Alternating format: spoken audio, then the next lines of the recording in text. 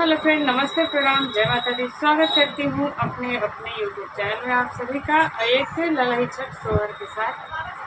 और ज़्यादा से ज़्यादा सपोर्ट करिएगा, शेयर करिएगा। मैं हूँ गरिमा तिवारी ऑफिशियल, मेरे चैनल का नाम है।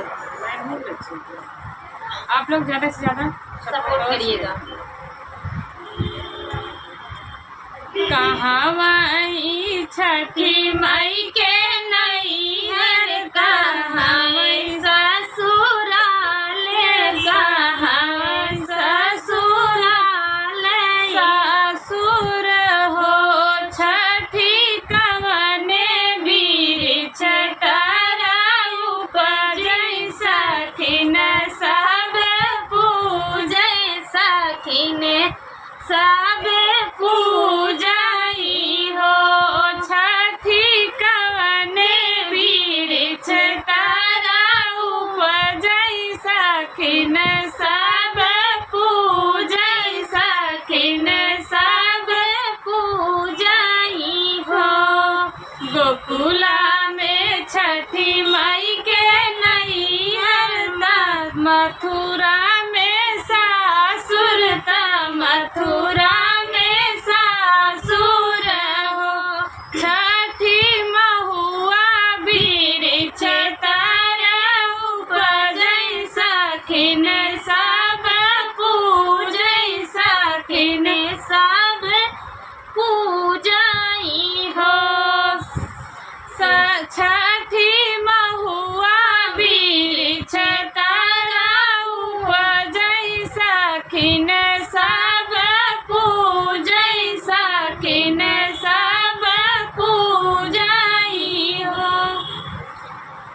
केहू के बिहू माई दुई लाल, केहू के चार लाल, केहू के चार लाल हो माई हमहू बजनिया रहे ठाढ़ा, हमई नाही देखियो, हमई नाही देखियो हो छठी हमहू बजनिया रहे ठाढ़ा, हमई नाही देखियो, हमई नाही देखियो हो।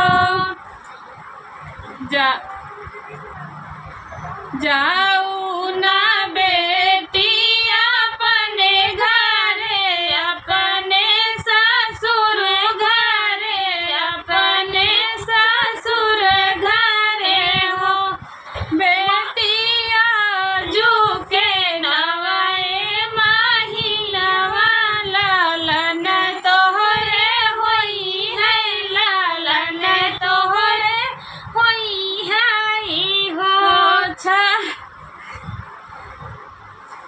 छठ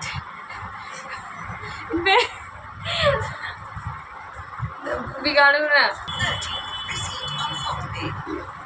8 महीनवा के बीतत, नवाए के लागत, नवाए के लागत हो बहिनी रानी के जन्म लालनवा, सखिन सब गावै सखिन गावै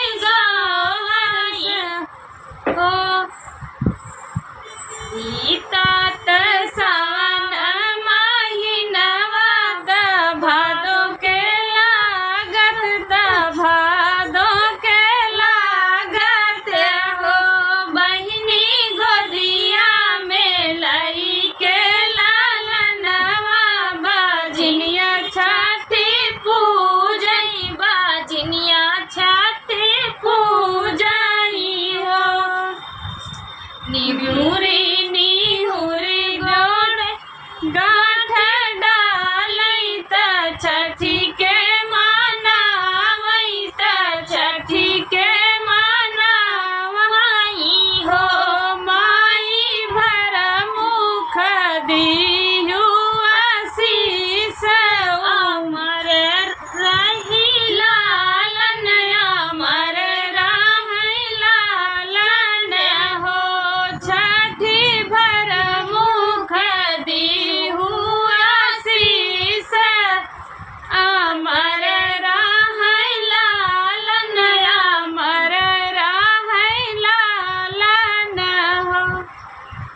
कैसा लगा कमेंट बॉक्स में ज़रूर बताना।